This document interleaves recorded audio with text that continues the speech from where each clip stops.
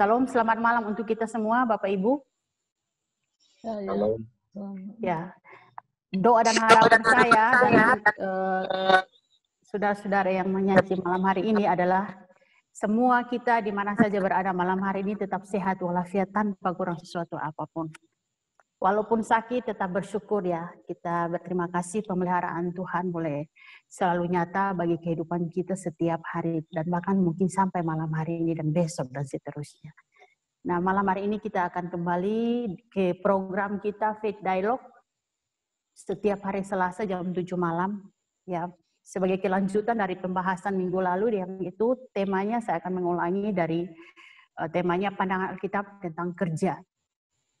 Nah, minggu lalu ya disajikan oleh Pendeta Perlindungan Situmorang tentang bekerja. Nah, saya akan menguraikan uraian singkat supaya kita kembali mengingat apa yang dibahas minggu lalu bahwa bekerja adalah sebuah panggilan mulia dari Tuhan untuk kita semua.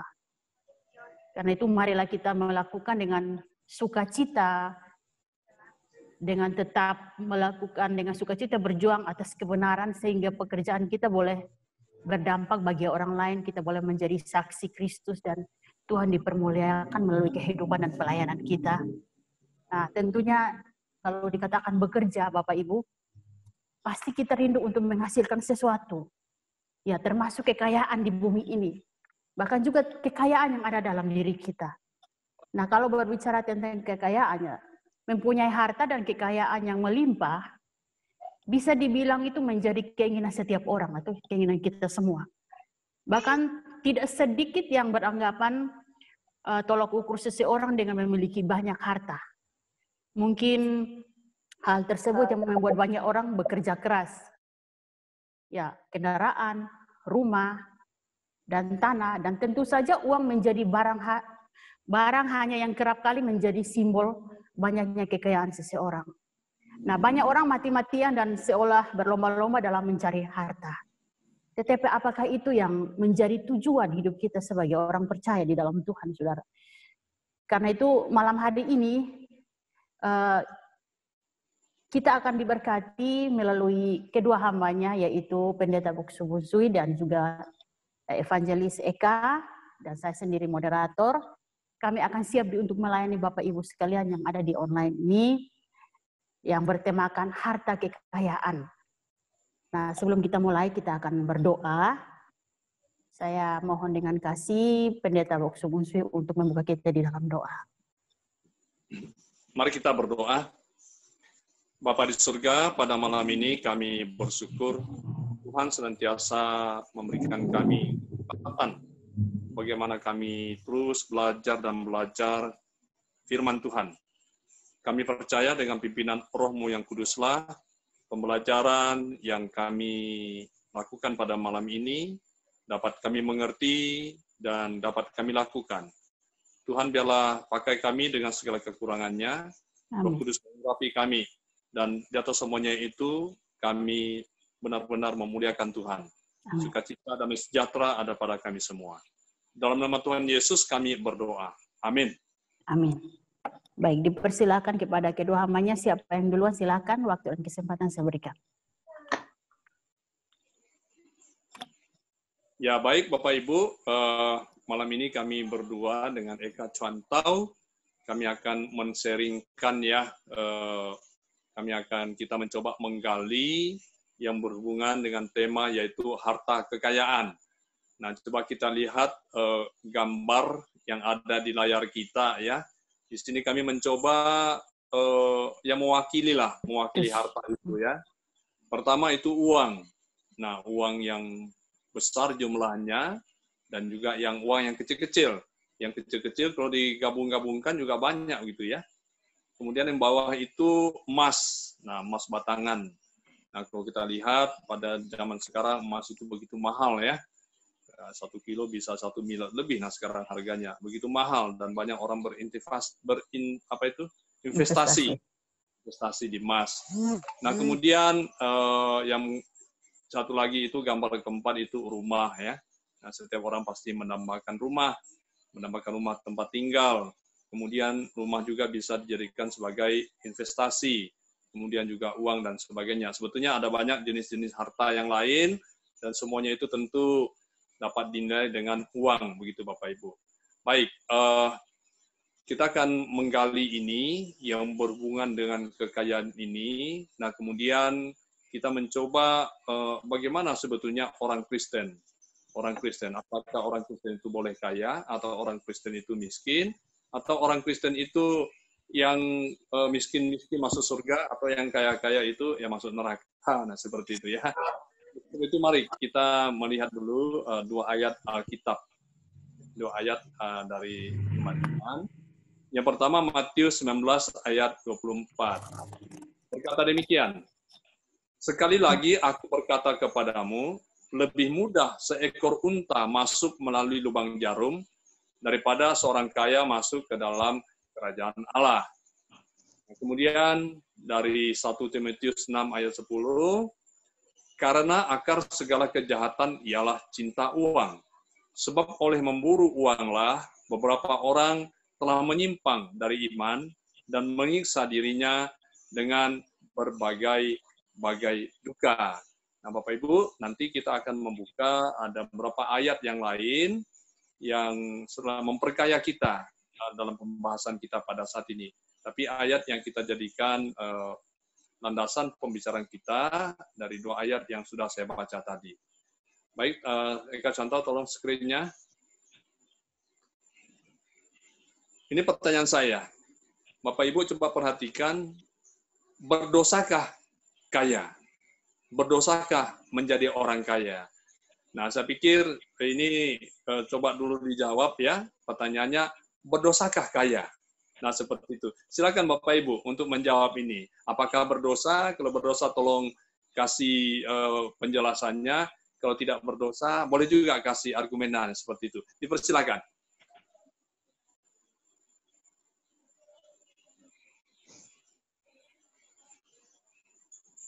Nah, saya tahu saya sekarang berhadapan dengan orang-orang yang kaya ya, jemaat-jemaat Tuhan yang kaya. Ya kaya mungkin, tapi nggak sampai kaya raya juga ada. Tapi ada juga orang yang kaya dan raya gitu ya, kaya raya. Nah seperti itu. Tentu anak-anak Tuhan berikan kesempatan untuk mengelola, untuk menikmati Tuhan Tuhan.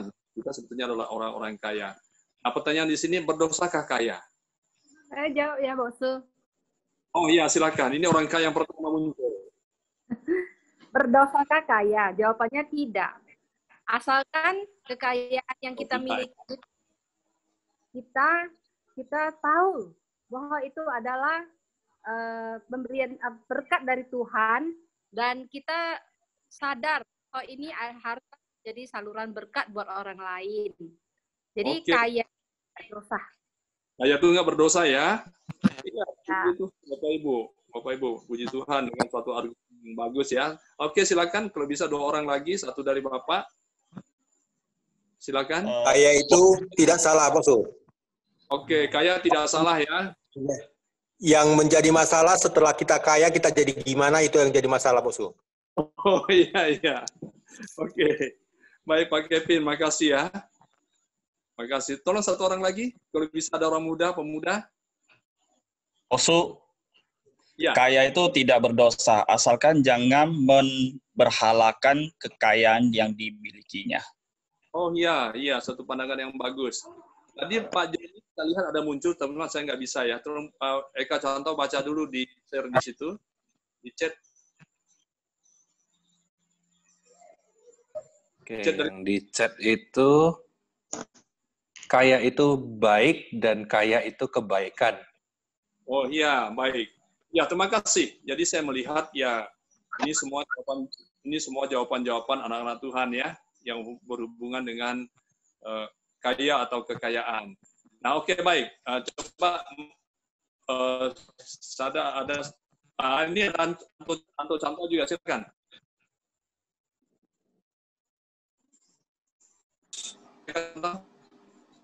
Ya, kalau tidak salah, Bosu. Kaya tidak salah.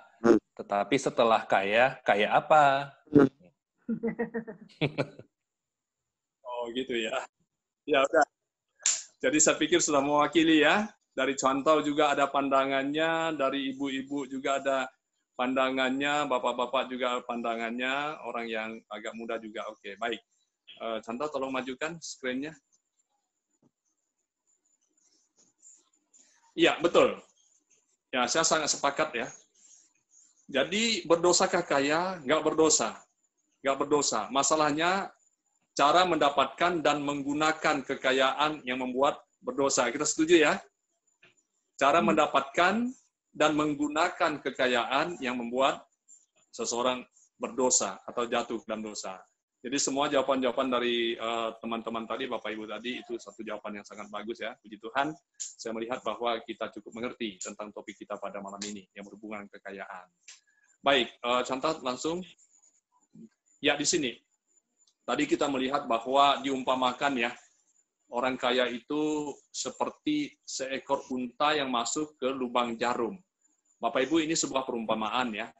Nah, kalau kita lihat unta yang sedang duduk di situ, yang sedang jongkok di situ, unta yang sedang memikul beban ya, tentu bebannya itu sangat berat. Kemudian yang bawah juga unta yang sedang berjalan. Nah, gambar yang lubang itu, itulah disebut dengan lubang jarum. Jadi bukan jarum seperti jarum ini ya, jarum jahit, nah seperti itu ya. Kenapa?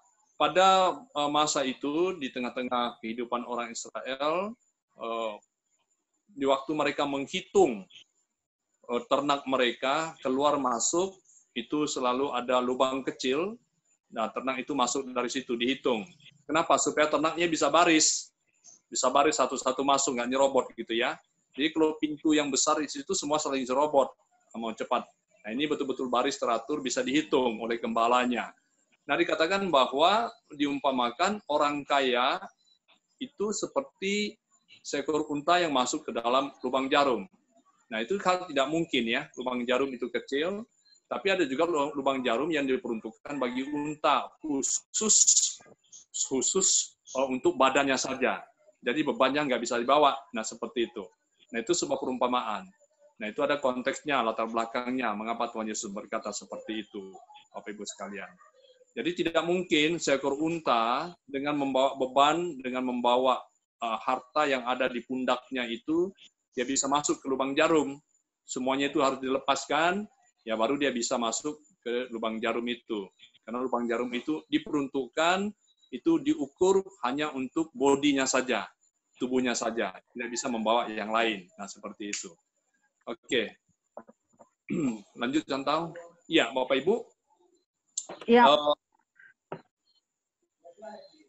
Ada pertanyaan kira-kira? Ya baik, jadi pada malam ini kita sebagai jemaat metodis kita katakan ya, karena memang di dalam pengajaran Bapak Gereja kita itu sangat jelas. Kalau kita berbicara tentang kekayaan, tentang uang dan sebagainya, kita diperhadapkan bahwa kita itu adalah seorang penata layan. Jadi di sini kekayaan dan penata layanan Kristen. Nah, John Wesley ada memberikan statement-statement yang sangat luar biasa ya, sangat luar biasa.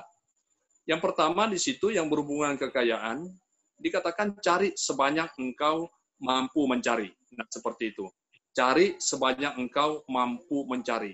Nah, sebetulnya di sini setiap orang Kristen didorong bagaimana kita bisa mencari.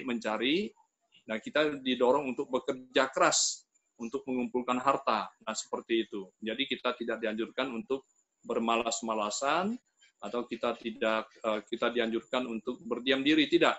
Tapi giat untuk mencari. Nah, seperti itu.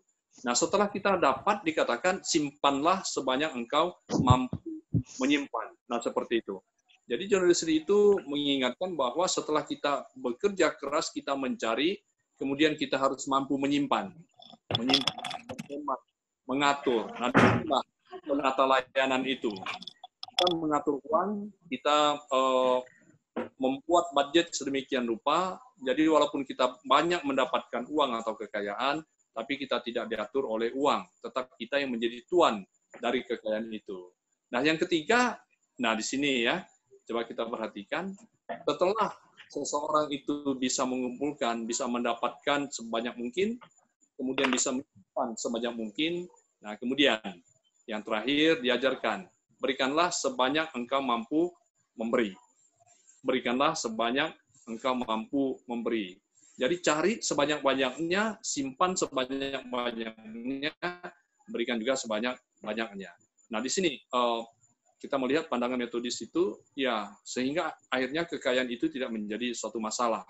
Tapi dengan kekayaan itu, Tuhan dimuliakan, orang lain mendapatkan sukacita. Kita ada damai sejahtera. Nah, seperti itu. Nah, kita perhatikan di sini, dikatakan bahwa seorang mencari, ya, produktif, ya. Kita harus produktif dalam bekerja. Jadi seorang Kristen di sini, ya, tidak boleh berlengah-lengah. Kesempatan dan sebagainya harus produktif. Kemudian bagaimana kita di dalam menyimpan itu dengan bijaksana. Bijaksana. Kita bijaksana dan menggunakan. Nah, tadi ada pertanyaan, ada jawaban-jawaban, ya, kalau kita menyimpan, kalau kita kaya itu nggak masalah, tapi sesudah kaya itu mungkin jadi persoalan, kan begitu ya? Nah, begitu. Ya. Jadi waktu kita mendapatkannya itu, kita simpan, kemudian kita dalam arti di sini menggunakannya dengan bijaksana. Uang itu tidak pernah. Nah, kalau dikatakan di sini berikan, kita ini kan sebagai pelayan Tuhan, ya. Dan kita tahu bahwa apa yang kita dapatkan di situ, itu semuanya adalah milik Tuhan. Nah, kalau kita menyadari, setelah kita bekerja, kita mencari, kita menyimpan, dan kita sadar, apa yang kita cari, kita dapatkan itu, apa yang kita simpan itu bukan milik kita, ansih, begitu ya. Bukan milik kita sepenuhnya. Tapi kita ini hanya penatalayan, kita ini mengatur, yang dipercayakan oleh Tuhan. Sesungguhnya semuanya itu adalah milik Tuhan. Nah, seperti jadi kalau kita menyadari hal itu, Bapak Ibu, baik kita kaya sampai kaya raya, ya tetap kaya rayanya itu setiap orang yang memiliki harta yang melimpah seperti itu, tetap sadar ini milik Tuhan, dia akan tetap rendah hati. Dia akan tetap rendah hati, Tuhan dimuliakan, Tuhan dianggungkan. Nah, seperti itu ya. Jadi di sini ada pendapat statement dari John Wesley, mengelola keuangan dengan benar merupakan bagian dari kesucian hidup, gitu ya. Mengelola keuangan dengan benar merupakan bagian dari kesucian hidup. Nah, gitu. Kenapa?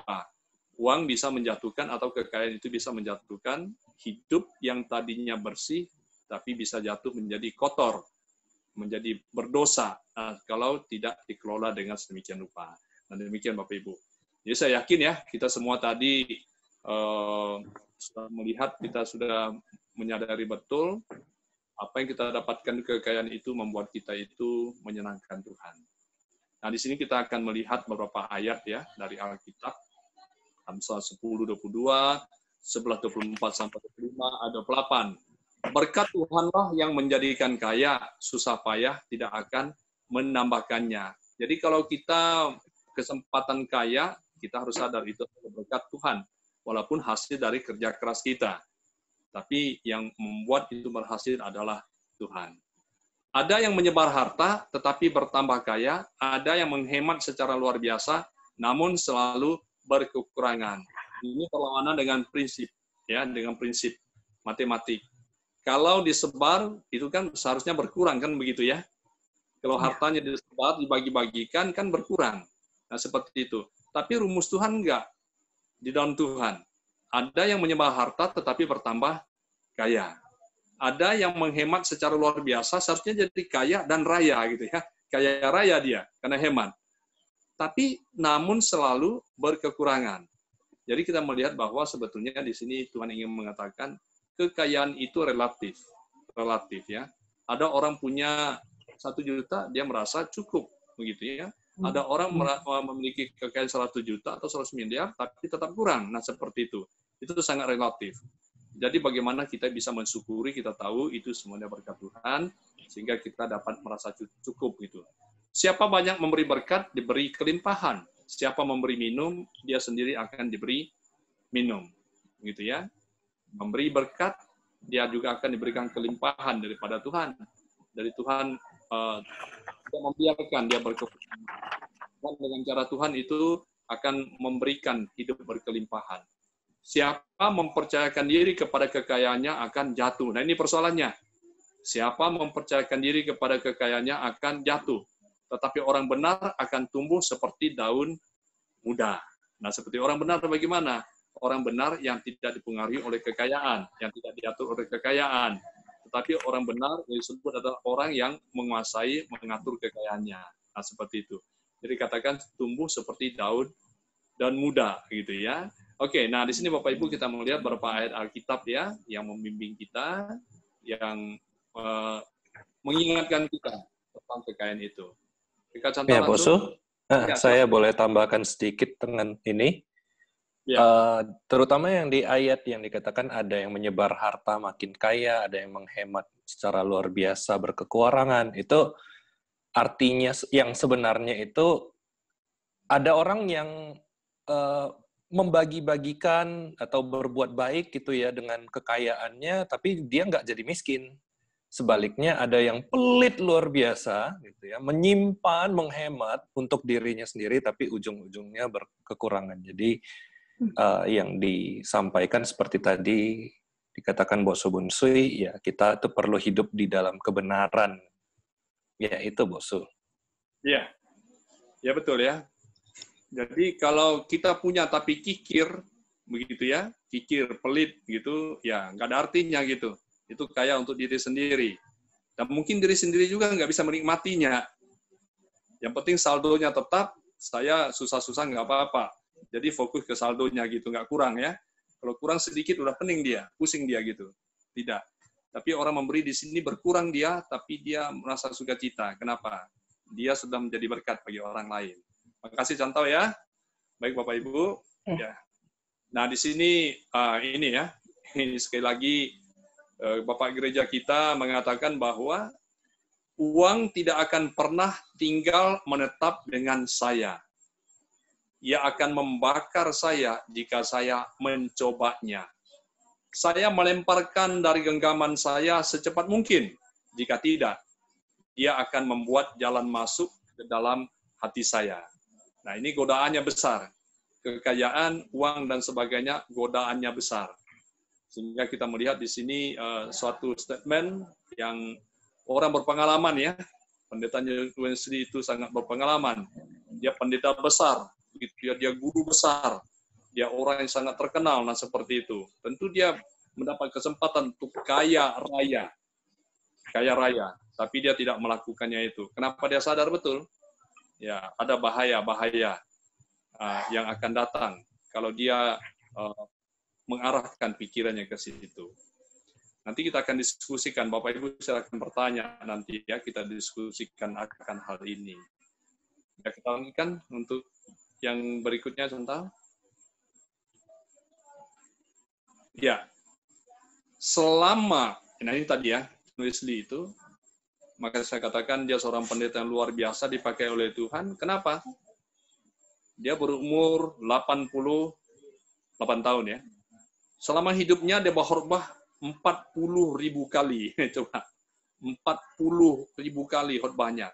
Maka seorang Metodis, seorang Kristen, ya seorang Metodis saya katakan, untuk membaca khotbah-khotbahnya itu saya pikir nggak selesai-selesai. Nggak kekurangan bahan sebetulnya. Karena begitu banyak khotbah-khotbahnya. Melakukan perjalanan apa? Untuk berkhotbah, untuk penginjilan. 250 mil.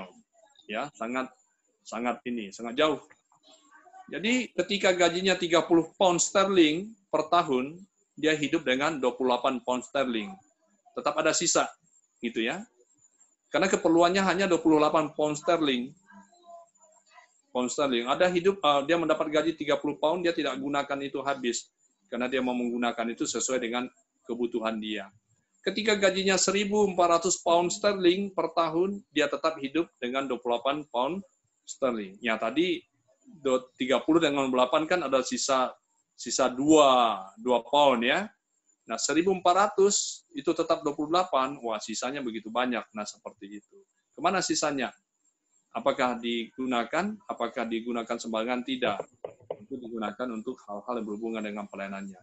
Nah di sini kita melihat bahwa yang berhubungan dengan kekayaan itu netral. Persoalannya apakah orang yang memiliki kekayaan itu bisa menata layaninya dengan sedemikian rupa. Nah, seperti itu. Apakah orang yang kaya, orang yang punya uang, punya harta, bisa membedakan mana kebutuhan dan mana keinginan. Nah, seperti itu. Nah, John Wesley di sini dia mendapatkan kesempatan untuk banyak uang itu ada, tapi dia tetap memperhatikan yaitu kebutuhannya.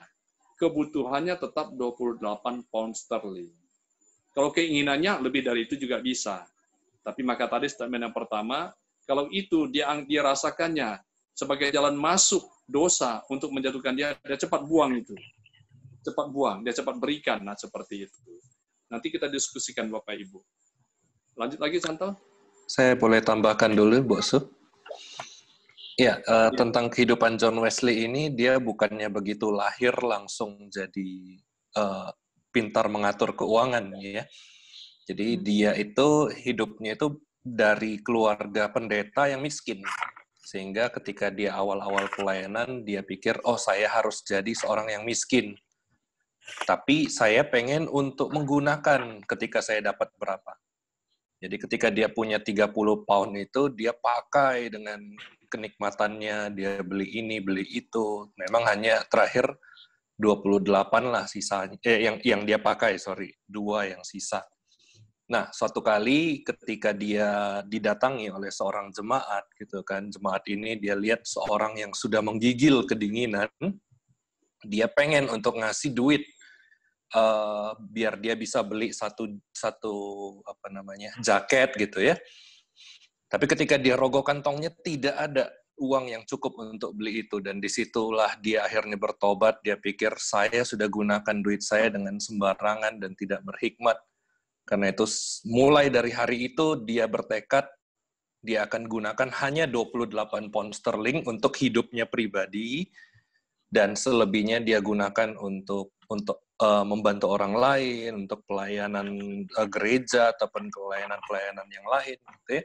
Dan satu catatan lagi bahwa John Wesley itu bahkan nggak pernah pegang lebih dari 100 pound ya di tangannya itu, dia nggak pernah.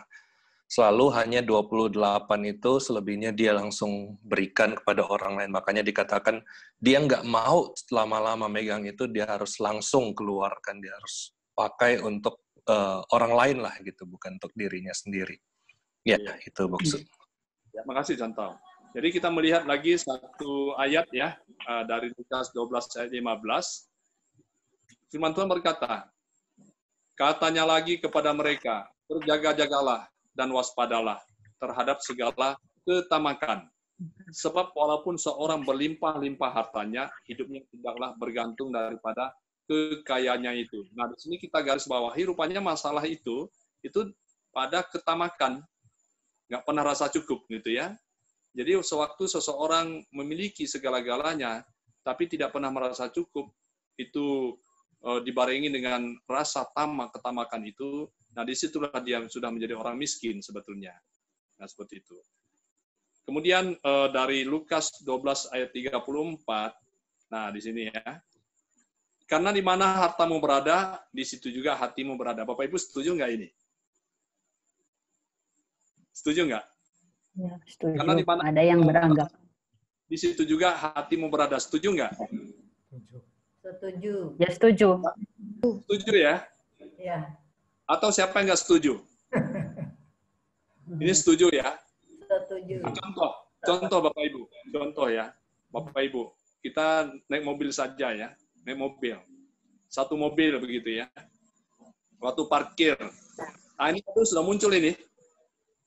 Nah, waktu mobil ini kita parkir, kemudian Bapak Ibu ke pesta atau ikut ibadah. Nah, kemudian Bapak Ibu mikir apa dari mobil yang gede?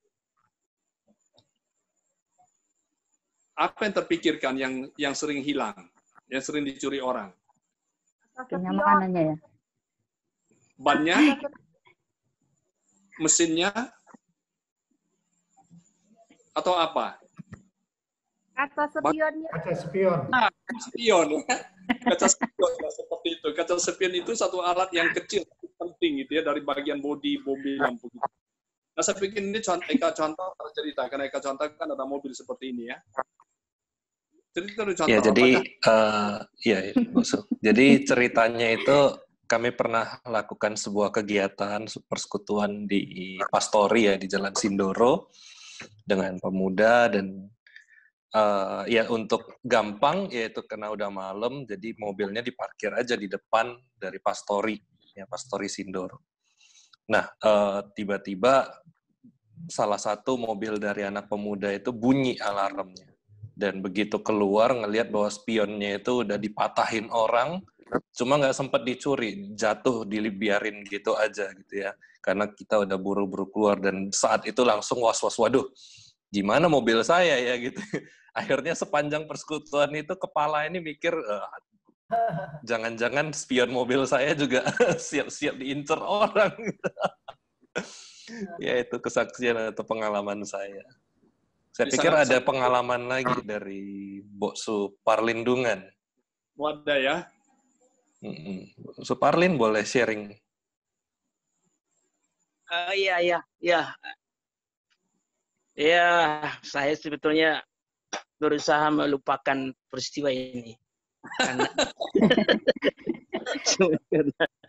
Karena ya mungkin bisa menjadi pelajaran bagi kita malam ini. Jadi begini Bapak Ibu saudara, ini udah lama sebenarnya sekitar ya 13-14 tahun yang lalu lah. Waktu itu saya masih di Solo ya sebagai pendeta satu gereja. Kalau di Solo itu karena memang kebanyakan di Solo itu gereja Presbyterian ya. Jadi kalau ada pentabisan pendeta di satu gereja seperti waktu itu di GKI, saya ingat GKI Coyudan ya waktu itu ya. Ya biasanya diundang itu pendeta-pendeta sekitar, sahabat-sahabat. Saya pun diundang datang semua pakai jubah, ikut biasanya mentumpang tangan kepada pendeta yang ditabiskan itu. Itulah. Jadi sebelum mulai ibadah kan berkumpul dulu semua pendeta-pendeta di sebuah ruangan yang diatur gereja itu. Siap-siap begitu, semua udah pakai jubah semua. Nah, di Solo itu umumnya tidak semua mungkin.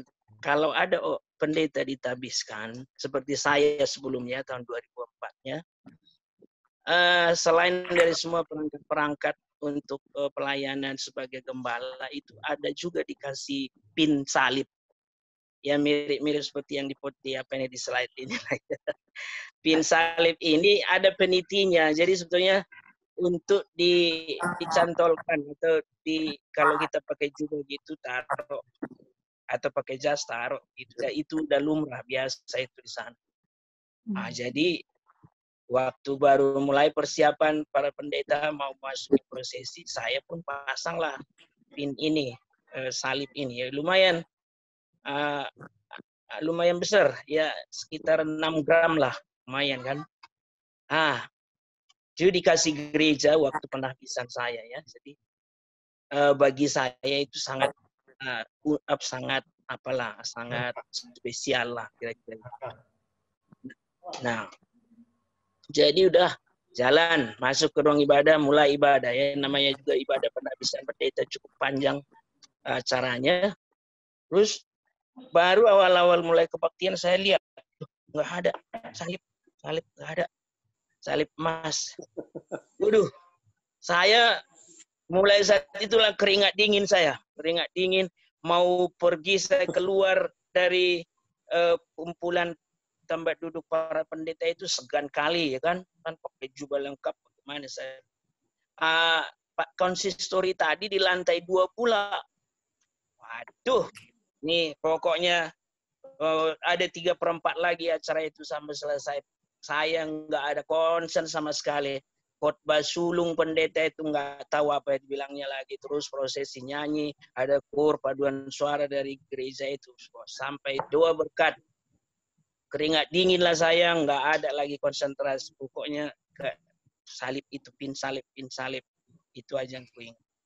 Doa berkat, selesai penutup acara itu, langsung lari saya. Ke lantai 2 itu. Nggak ada satu orang pun di ruangan itu. benar pin salib itu jatuh di dekat kakinya kursi di situ. Wih, baru saya lega. Puji Tuhan. Puji Ya. Tuhan. Jadi sejak itu, khususnya sejak pindah ke Medan, sekalipun saya nggak pernah pakai lagi. Saya simpan semua yang simpan tadi. Di mana disimpan saya nggak tahu lagi. Bagaimana Tapi yang saya waktu maksudkan, kalau salibnya itu hilang, apakah Boksu masih bisa katakan puji Tuhan? enggak tahu. Saya kayaknya enggak juga waktu itu. Tapi persis di situ, enggak terganggu, persis ronggok di dekat kakinya kursi tempat saya sebelumnya dulu. Jadi maksud saya pelajaran sangat pentingnya, iya ya, kalau hati terikat kepada sesuatu yang sifatnya barang, uang, waduh, luar biasa rupanya pengaruhnya. Bisa-bisa Tuhan pun kita nggak ingat. Nah, itu pelajarannya. Terima kasih. Oke, jadi kita tahu jelas ya, itu selalu digenapi itu ya, Lukas 12:34 itu ya. Karena di mana hartamu berada, di situ juga hatimu berada. Iya. Oke, Bapak Ibu, ada satu ayat dari Amsal 30 ayat 8 ya. Ini menetralkan kita gitu. Orang yang kaya juga netral, orang yang nggak begitu kaya itu juga netral pemikirannya. Amsal 30 ayat 8 ya. Jauhkanlah daripadaku kecurangan dan kebohongan.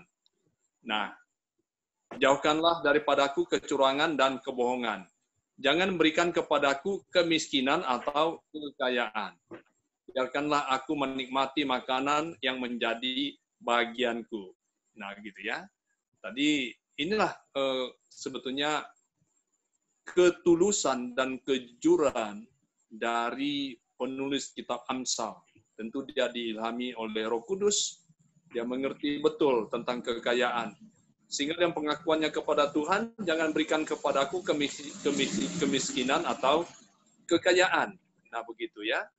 Nah, supaya memang dia netral. Nah, dalam arti bukan dalam arti kekayaan di sini tidak memiliki segala-galanya, tapi kekayaan yang di sini dalam arti ia memang yang melebihi dari keperluan dia memiliki. Nah, seperti itu. Nah, ini satu cara yang Tuhan ajarkan supaya kita tidak jatuh. Miskin tidak jatuh miskin gitu ya. Kaya juga tidak jatuh karena kekayaannya, tapi netral. Kemudian Matius 6 ayat 24b. Kamu tidak dapat mengabdi kepada Allah dan kepada Mammon. Tidak bisa. Sekaligus nggak bisa. Harus mengabdi kepada Tuhan. Nah, seperti itu. Tidak bisa mengabdi kepada Mammon, kepada kekayaan yang nggak benar. Nah, seperti itu. Baik, Bapak Ibu. Orang Metodis itu punya etika kehidupan orang Metodis. Nah, seperti itu. Nah, ini adalah sebuah etika yang dibuat, yang disusun, itu tentu sekali bukan dalam waktu yang tiba-tiba. Tapi setelah memperhatikan pengalaman-pengalaman hidup, kerohanian perjalanan orang-orang Kristen, maka gereja Metodis memberikan catatan-catatan yang menjadi etika kehidupan orang Metodis. Ada berapa poin kita kutip yang berhubungan kekayaan. Yang pertama itu menajiskan hari Tuhan dengan bekerja dan berjual beli. Menajiskan hari Tuhan artinya apa? Hari Minggu itu hari Tuhan, itu beribadah. Hari beribadah ya. Jadi sebetulnya orang Metodis dianjurkan kalau hari Minggu ya betul-betul beribadah. Tidak ada lagi melakukan kegiatan-kegiatan. Nah, mungkin orang berkata, wah hari Minggu itu harinya saya mendapatkan keuntungan besar karena hari libur saya buka toko dan sebagainya. Bapak Ibu, ini gumuli dan saya sudah pernah memiliki beberapa orang jemaat yang punya kesaksian luar biasa. Bisa tutup pada hari Minggu. Justru hari Minggu itulah hari yang paling banyak dia mendapatkan keuntungan. Yang kedua, membeli dan menjual barang belum dikenakan pajak. Tidak boleh larikan pajak. Tidak boleh jangan bangga membeli barang selundupan. Murah harganya, tapi kita berdosa memberi apa? Kenapa? Itu barang yang tidak dibayar pajak. Lain itu kalau barang yang legal di bandara-bandara bebas pajak, ya bebas pajak itu dilegalkan karena itu izin oleh pemerintah. Membeli atau meminta bunga yang tidak sepantasnya atau tidak menurut hukum negara. Begitu banyak orang membungakan uang, rentenir, nah seperti itu. Ya untungnya cepat, banyak, tapi orang lain menderita. Maka itu tidak boleh. Menghiasi diri dengan emas atau pakaian mahal secara berlebihan. Tadi yang emasnya Boksu Pandindonge itu emas ini Pak ya, emas murni ya, betul-betul itu cenderamata Pak ya, Boksu ya. Bukan sebuah hiasan yang untuk gagah-gagahan seperti itu. Dikatakan di sini menghiasi diri dengan emas atau pakaian secara berlebih-lebihan. Mengumpulkan harta di dunia dengan serakah. Meminjam uang tanpa kemungkinan membayar kembali. Nah, ini etika-etika hidup yang diatur sebagai jemaat Metodis. Dan saya pikir orang-orang Metodis di gereja Metodis harus memperhatikan ini betul-betul. Nah, seperti itu. Kenapa? Kita tidak mau kekayaan itu membuat kita itu jatuh ke dalam dosa. Baik Bapak Ibu, itu yang saya punya statement sebetulnya dari pengalaman hidup saya sebagai pendeta ya. Saya pendeta mulai tahun 2000. Nah, sekarang sudah 2020. Berarti sudah 20 tahun. Saya ditabiskan menjadi pendeta. Tapi saya melayani Tuhan sejak tahun 90. Saya selesai sekolah teologi tahap pertama pada saat itu berarti saya sudah melayani 31 tahun. 30 tahun ya, jalan 31 tahun.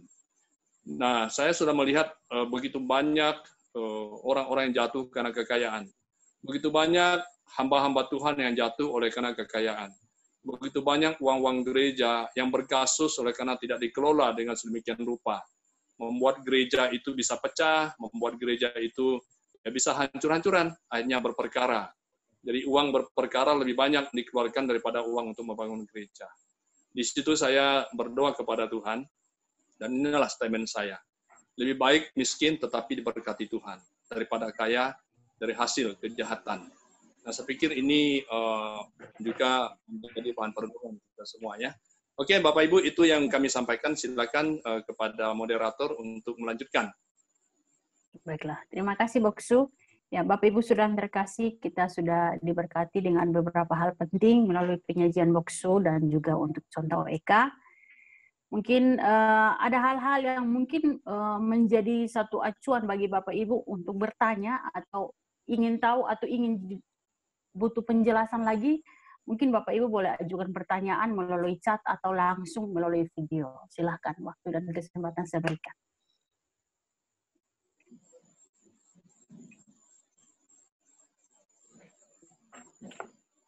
Baik, siapa yang boleh dahulu, atau mungkin saya berikan satu statement ini yang kebanyakan orang beranggapan seperti ini, boleh ya, Boksu, saya kasih satu pernyataan begini. Bagaimana kita dapat menyikapinya? Uang memang tidak menjamin kebahagiaan seseorang ya, seperti tadi penjelasan Boksu dari awal. Tetapi tidak memiliki uang lebih tidak terjamin lagi kebahagiaan. Ya, bagaimana tanggapan kita dalam hal ini, Boksu? Contoh ini tadi saya drop ya, saya minta ulang dulu sekali lagi pertanyaan itu. Pas pertanyaan itu dibaca, ini putus jaringan. Oh, oke, baik Boksu. Nah, ini anggapan banyak orang, termasuk saya mungkin ya. Bagaimana kita dapat menyikapinya, yaitu ya uang memang tidak menjamin kebahagiaan seseorang atau kita semua ya. Tetapi tidak memiliki uang lebih tidak terjamin lagi kebahagiaannya. Nah, bagaimana pandangan kita sebagai orang percaya, apalagi orang yang tidak percaya kepada Tuhan? Iya. Ya baik, tentu sekali masalahnya bukan uang, bukan di uang itu. Uang atau kekayaan itu netral dia. Jadi kalau seorang jatuh bukan masalah uangnya yang membuat dia jatuh, tetapi bagaimana dia tidak mampu menjadi seorang penata layan. Nah, seperti itu. Nah, kalau orang juga tidak punya uang, miskin dia, tadi kan dia dianjurkan bekerja keras gitu ya, cari sebanyak-banyaknya. Kemudian hemat, simpan sebanyak-banyaknya. Nah, seperti itu. Nah, jadi ya memang bukan uang segala-galanya, tapi uang itu penting. Dan Tuhan mengajarkan bagaimana kita memang bisa mendapatkan kekayaan. Nah, seperti itu contoh. Ya, apakah itu ada termasuk salah satu kita makan manusia? Atau bagaimana, Boksu? Oh, ya. Karena merasa tidak cukup. Ya, itu persoalan. Itu persoalan yang tadi kita sudah baca ya. Halo? Ya, Itu persoalan. Persoalan. Di saat kita memiliki kekayaan, tapi kita tidak bisa mengelolanya. Akhirnya kekayaan itu yang mengatur kita. Kita jadi tuannya. Dia jadi tuan kita. Waktu kekayaan itu menjadi tuan kita, itu disebut dengan mammon. Dan seperti itu. Tapi sebanyak-banyak apapun kekayaan kita, tapi kita tetap menjadi tuan dari kekayaan itu, berarti kita pengatur. Kita pengelolanya, nah seperti itu. Tadi kita sudah baca ayat Alkitab, ketamakan itulah yang menjadi persoalan. Sehingga orang tidak bisa membedakan mana kebutuhan, mana keinginan. Nah, seperti itu. Kalau keinginan lebih besar daripada kebutuhan, atau lebih mengikuti keinginan daripada kebutuhan, nah disitulah ketamakan. Nah, seperti itu.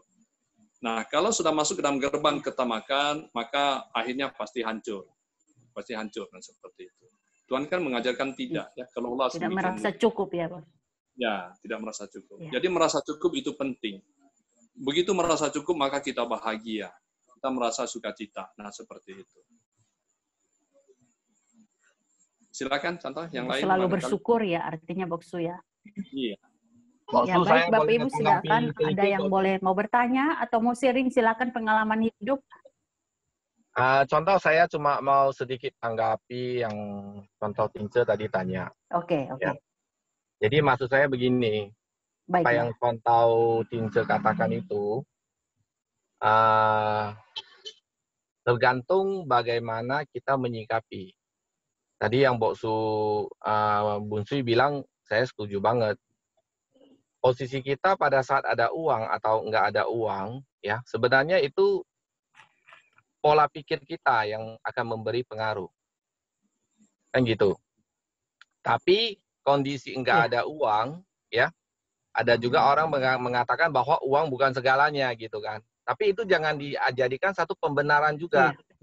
Kan gitu. Artinya seseorang yang kadang-kadang terlalu malas bekerja, dia punya cerita seperti itu, contoh.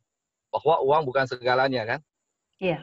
Nah, tapi orang yang rajin bekerja juga, dia juga bisa beri cerita bahwa dengan ada uang hidup ini lebih bagus, lebih bisa membantu orang dan sebagainya. Nah, itu dari saya pikir itu relatif tergantung bagaimana kita menyikapi. Kalau misalnya Tuhan itu adalah jadi utama kita, apakah kita dalam keadaan miskin ataupun kaya, saya rasa itu bukan jadi satu persoalan. Karena penilaian berkat itu, menurut hemat saya, tidak selamanya dalam bentuk harta dunia. Tidak selamanya dalam bentuk fisik itu. Contoh.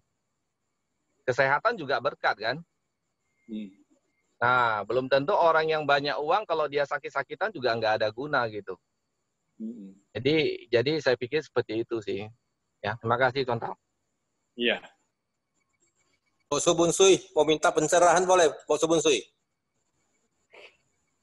Oke. Boksu, tadi kan cerahnya Pak, cukup cerah ini. Hah? Gimana? Suaranya cukup jelas enggak? Jelas. Tadi kan kita kan mencari, udah habis cari simpan, habis simpan itu kan beri ya, Boksu. Ya. Jadi kita kan dituntut menjadi penata layanan yang baik. Biasanya kalau gaji saya 1 juta untuk memberi masih oke lah. Tapi setelah saya kaya, Boksu, kalau untuk memberi jadi agak berat, Boksu. Tolong pencerahan, Boksu. Bagaimana bagusnya, Boksu? Terima kasih. Makasih. Ya, sedikit tadi untuk Pak Johan saya sambung sedikit ya. Contoh Tince saya potong langsung ya. Iya, nggak apa-apa, lanjut Boksu, lanjut. Ya, tadi dari Pak Johan tadi kita melihat ya yang Tuhan ajarkan dalam doa Bapa kami kan secukupnya ya. Secukupnya. Jadi itu kebutuhan. Nah, seperti itu. Jadi tetap kata kuncinya itu harus bisa membedakan kebutuhan dengan keinginan, apalagi keinginan mata gitu ya. Lapar mata gitu ya. Perutnya kenyang tapi matanya lapar. Nah, seperti itu. Nah, seperti itu jadi bahaya. Ya tadi Pak Kevin, ini sebuah pertanyaan menarik ya. Ya, saya 2 minggu yang lalu saya masih khotbah itu tentang perpuluhan tanggal 1 ya. Iya. Nah, begitu persoalannya Pak Kevin. Sewaktu itu jumlahnya kecil, itu masih biasa lah, tapi sudah besar, sepertinya memberatkan. Jadi artinya kesadaran kita bahwa kalau Tuhan mempercayakan kepada saya 1 juta, saya bisa memberi 100.000. Kalau Tuhan mempercayakan kepada saya 10 juta, saya bisa memberi 1 juta. Kalau Tuhan mempercayakan kepada saya 100 juta, saya bisa memberi 10 juta, 1 miliar 100 juta. Sebetulnya angkanya nggak besar, sama saja besarnya angkanya itu. Sama jumlahnya gitu ya. Jumlah dalam arti jumlah nilai. Kalau jumlah angkanya itu besar, tapi nilainya itu tetap sama. Nah, seperti itu. Nah, persoalannya begitu. Kenapa? Kita merasa sudah besar, tapi kita lupa menghitung. Begitu kita lupa menghitung, sebetulnya itu bukan hal yang besar, yang sederhana, kita anggap besar. Nah, seperti itu. Saya pikir itu tadi, kita menata layanan itu, penata layanan, kita kan menghitung. Kita menghitung, kita bisa mengatur sedemikian rupa. Tidak ada angka yang besar, tidak angka yang kecil. Yang muncul adalah angka yang patut, angka yang wajar, nah seperti itu. Nah, itu bisa kita lakukan kalau kita memang jujur. Kita jujur, kita jujur, kita jujur. Tanpa kejujuran, kita akan bisa melihat, wah ini sudah terlampau besar. Padahal perbandingannya tetap. Nah, seperti yang saya contohkan.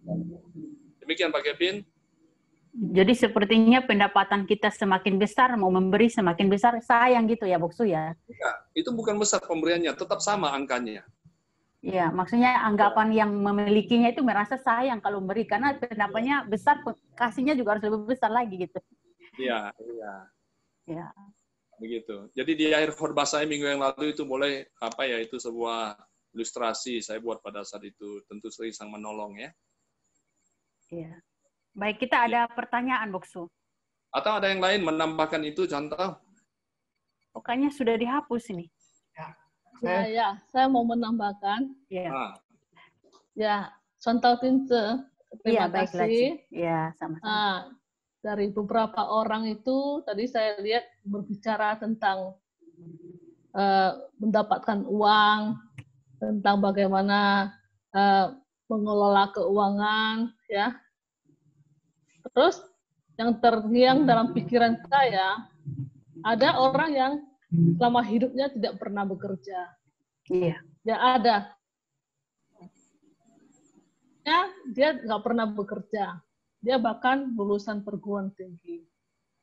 Ya. Karena kondisi keluarganya, juga karena kondisi dirinya, dia tidak pernah bekerja. Tetapi hidupnya baik-baik saja. Ya, dalam arti kecukupan lah dalam semua hal. Ya, berkelimpahan. Jadi kita tidak melulu hanya berbicara tentang materi atau uang. Ya, walaupun ada orang yang tidak bekerja, tapi namanya Tuhan itu menyalurkan kasih kepada orang-orang di sekelilingnya. Ya, jadi dia tetap dipelihara oleh Tuhan. Semuanya serba kecukupan, sandang, pangan, papan, semua berkecukupan, dan dia melakukan aktivitas seperti biasanya. Bukan karena dia tidak melamar, berusaha mencari uang, karena keadaan keluarganya tidak memungkinkan dia, dan kondisi dirinya sendiri, tetapi Allah memakai orang-orang di sekelilingnya untuk menjadi berkat bagi dia. Jadi dia tidak usah kerja, tetap dipelihara oleh Tuhan. Jadinya makanya ada anggapan bahwa kita dalam hidup harus mengandalkan Tuhan. Ya, ada orang yang mencari uang sebanyak, tapi uangnya dia pun nggak seperti yang dia inginkan, seperti rencananya. Ya, dia dari suatu muda mendapat banyak uang, ya, tapi di akhir tuanya, pada masa tuanya dia dalam keadaan miskin. Ya, jadi saya melihat itu, dan saya juga melihat dari seorang perempuan yang tidak bekerja ini, saya lihat kita harapkan Tuhan dalam pemeliharaan, dan pemeliharaan Tuhan itu menembus batas dari akal manusia. Kalau akal manusia pikir ada uang banyak baru bisa hidup kita dipelihara, hidup kita enak, nyaman gitu. Ya. Allah juga bisa memakai orang-orang sekeliling kita. Jadi tetap mengandalkan Tuhan. Begitu kira-kira. Ya, jadi siapa? Ya, mungkin saya menanggapi dulu apa Ci Huang Li ya saat ngomong tentang berkecukupan, bagaimana kita mampu bersyukur ketika kita tidak punya uang. Di sini imajinasi saya berpikir kepada saudara-saudara kita yang ada di kampung. Ya. Mereka tidak punya harta kekayaan, tidak punya mobil, tidak punya rumah mewah, tidak punya anak sekolahnya, mungkin tidak sampai STH atau, tapi mereka bisa menikmati sukacita itu ya. Iya. Ya, Kita ini mengandalkan Tuhan. Iya, karena mengandalkan Tuhan ini. Kita bisa, nyata, bisa melalui keterbatasan kita memikirkan, oh kita harus punya uang segini banyak, oh kita harus cari uang, dan juga begitu. Kita juga tidak tahu rencana Tuhan ke depannya bagaimana. Betul. Ya, apakah anak kita nanti jadi seperti sarjana atau apa kayak gini ya, seperti yang kita rencanakan. Ya, rencana Tuhan itu mengatasi segala keterbatasan kita. Jadi kita kita tetap bersandarlah Tuhan gitu kira-kira. Ya, baiklah. Terima kasih. Kita contoh, saya ada sedikit luruskan dari Bu Lili tadi.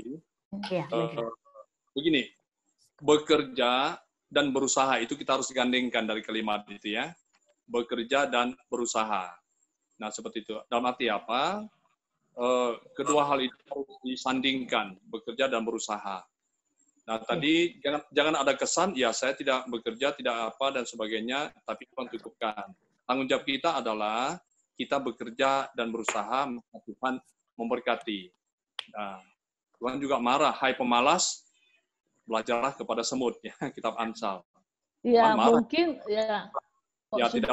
mungkin bekerja itu bukan dalam arti bekerja sama orang. Kadang dia di rumah juga bekerja juga itu. Ya, itu. Maka tadi saya katakan bekerja atau berusaha, bekerja dan berusaha.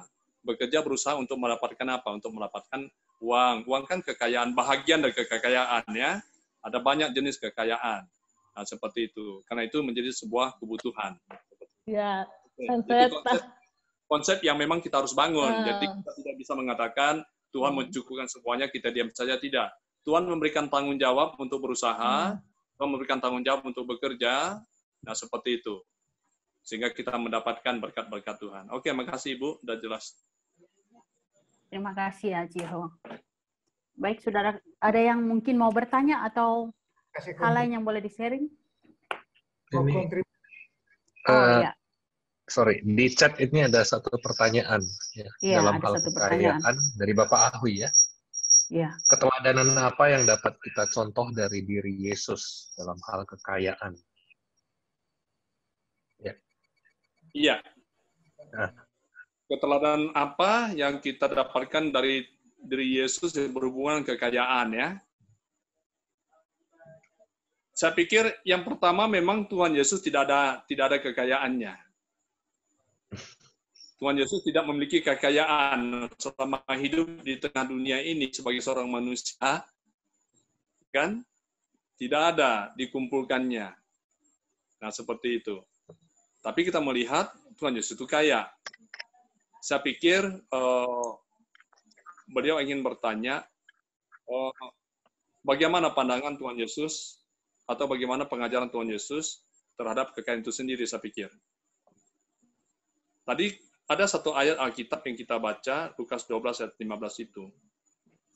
Tuhan Yesus mengatakan, berjaga-jagalah dan waspadalah terhadap segala ketamakan itu. Tuhan Yesus mengajarkan makanan secukupnya ya, itu doa Bapa kami ya. Diajarkan kepada pengikutnya, kepada murid-muridnya. Diajarkan itu adalah secukupnya, sesuai dengan kebutuhan. Karena diingatkan apa? Sebab walaupun seseorang berlimpah-limpah hartanya, hidupnya tidaklah bergantung daripada kekayaan itu. Nah, seperti itu. Jadi Tuhan mengajarkan. Kita lihat seorang kaya yang muda itu waktu cari Tuhan Yesus itu kan, dia sudah lakukan semuanya, hukum Taurat dia sudah lakukan. Tapi waktu Tuhan Yesus katakan, jual hartamu, berikan kepada orang miskin. Dia lakukan nggak? Enggak kan? Dia Sedih tinggalkan Tuhan. hatinya. Ya, dia sedih, dia tinggalkan Tuhan Yesus. Artinya dia tidak mendapatkan keselamatan yang seperti yang Tuhan Yesus ingin tawarkan kepada dia. Nah, seperti itu. Teladan-teladan seperti itulah yang Tuhan Yesus ajarkan kepada orang-orang percaya. Nah, seperti itu. Kita melihat ya Tuhan Yesus pribadinya ya tidak ada kekayaannya. Kita lihat dalam perjalanan penginjilan bersama dengan murid-muridnya, ada kalanya mereka kekurangan uang, bukan? Ada kalanya mereka kekurangan uang, untuk bayar pajak pun nggak ada. Tapi Tuhan Yesus perintahkan kepada muridnya, ayo pergi mancing. Pergi mancing ya. Di sana Tuhan sediakan ikan yang ada uang di mulutnya. Bisa bayar itu semuanya. Nah, seperti itu. Karena bukan itu fokus kepada Tuhan Yesus. Begitu contoh, silakan kalau ada tambahan, Eka contoh atau teman-teman yang lain. Ya, saya mau tambahkan ya. Jadi ya boleh dikatakan keteladanan apa yang dapat kita contoh dari Yesus tentang kekayaan. Saya pikir yang pertama itu kita perlu melihat Tuhan Yesus itu raja di atas segala raja, tapi dia memilih untuk tidak menggunakan kekayaan itu ya, tidak menggunakan haknya itu ya, seperti di dalam Efesus ya, Tuhan Yesus itu mengosongkan dirinya bahwa dia itu sebenarnya di dalam hal kekayaan itu udah paling kaya dari seluruh manusia gitu ya, tapi dia tidak pakai itu untuk kepentingannya pribadi ya, sebaliknya dia memberi diri untuk orang-orang, memberi diri untuk bahkan banyak orang. Itu satu hal yang saya pikir sangat luar biasa gitu ya, salah satu apa yang Tuhan Yesus sudah lakukan. Kemudian Tuhan Yesus juga ya seperti tadi dikatakan oleh Boksu Bunsui, yaitu Tuhan Yesus itu ketika ditanya gitu ya, gimana nih kita perlu membayar bea bait Allah gitu ya.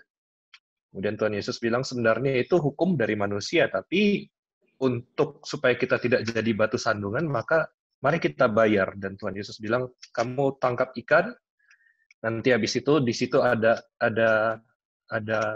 dapat uang di mulutnya, dan kamu di situ akan bisa bayar untuk kita berdua, untuk Yesus dan juga Petrus gitu ya. Dan memang itu terjadi, Yesus itu bisa membayar kewajibannya sebagai seorang manusia ya, dengan apa yang Tuhan, apa yang dicukupkan oleh Allah ya. Jadi saya pikir ketika Yesus hidup sebagai manusia pun salah satu keteladanannya adalah dia bergantung penuh kepada Bapa ya. Kemudian hal lain yang saya pikir bisa jadi teladan dari Yesus ya, ketika Yesus itu ditantang ya, kuasa apa yang dia miliki, atau dia itu membawa kuasa dari mana gitu kan, atau dia ditantang perlu nggak kita bayar pajak gitu ya. Kemudian di situ kan Yesus mengatakan ambil koin gitu. Yesus berkata, gambar siapa ini? Gambar kaisar. Nah, berikan kepada kaisar apa yang menjadi milik kaisar, berikan kepada Allah apa yang menjadi milik Allah ya. Tentu saja banyak penafsiran tentang perkataan Yesus ini. Ada yang bilang, oh di sini Yesus memisahkan antara kekuasaan negara dengan kekuasaan gereja. Bisa dikatakan bahwa ya kita itu tetap harus bayar pajak dan sebagainya. Tapi satu hal ya, bahwa apa yang menjadi kewajiban kita, kita perlu lakukan gitu ya. Bekerjalah atau melakukan usaha lah, itu perlu untuk kita lakukan. Tapi di sisi lain kita juga memberi kepada Allah, dalam arti ya berikan persembahan, tapi yang lebih penting lah memberikan apa yang kita miliki, yaitu diri kita kepada Tuhan. Kemudian juga di dalam Matius 8 itu Tuhan Yesus mengatakan bahwa anak manusia itu tidak punya tempat untuk meletakkan kepalanya gitu ya. Jadi itu juga satu hal yang menunjukkan bahwa Yesus itu tidak sedang menonjolkan dirinya gitu ya. Sebenarnya Yesus kalau mau dikatakan dia itu Allah yang punya segala sesuatu, tapi dia sebagai anak manusia pun tidak mengambil hak itu, dia tidak pakai hak itu ya. untuk meninggikan dirinya. Ya, ya tentu saja masih banyak ya teladan Yesus tentang kekayaan, tapi beberapa hal itu yang saya pikir jadi kunci yang saya bisa sharingkan. Ya. Terima kasih. Terima kasih contoh Eka.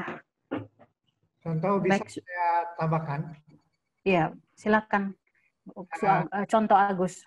Saya melihat dalam hal ekstrim yang harus kita hindari, yaitu ekstrim berkekurangan, tak perlu uang, dan ekstrim uang adalah segalanya. Saya kira Alkitab memberikan contoh kepada kita bagaimana orang yang mendasarkan kehidupannya pada kekayaan, tetapi akhirnya dia mengalami kebinasaan. Begitu juga orang yang miskin, ya. Tetapi yang saya lihat di sini dari pengajaran Tuhan Yesus adalah bagaimana kita di dalam kematangan secara rohani mampu menyeimbangkan. Artinya dapat bertahan di masa kekurangan, tetapi juga di saat kelimpahan kita tetap bisa mengontrol diri dan menjadi berkat bagi banyak orang. Terima kasih. Baik, terima kasih contoh Agus. Ya, Bapak Ibu sudah kasih, ada yang mungkin mau tambah lagi atau bagaimana contoh Anto atau yang lainnya, Bapak Ibu silakan boleh bersaksi tentang pengalaman hidup, tentang harta dan kekayaan yang mungkin selama ini Bapak Ibu sungguh-sungguh mencintai apa yang menjadi milik pribadi, dan pada akhirnya mungkin Tuhan menegur kita dengan harta kita sehingga kita harus kehilangan tersebut, termasuk yang paling dicintai seperti tadi dari kesaksian dari contoh Eka atau box super lingkungan seperti itu.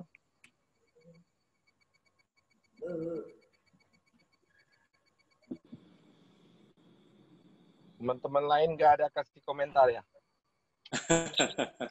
Saya mau tanya ini, nanti mungkin Boksu Bunsui boleh bantu kasih pencerahan ya.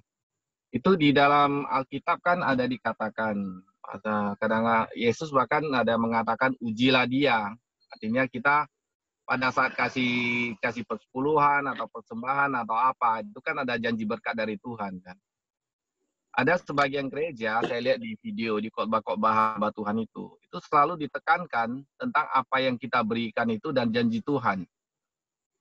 Kalau menurut Boksu Bunsui bagaimana ya kalau selalu diadakan penekanan-penekanan ini ya, itu apakah bisa mungkin menyebabkan seseorang itu memberikan persembahan, persepuluhan dan lain sebagainya itu dengan mempunyai motivasi terselubung di dalam mengharapkan imbalan dari Tuhan. Ya. Bagaimana itu ya kira-kira ya? Ya, makasih.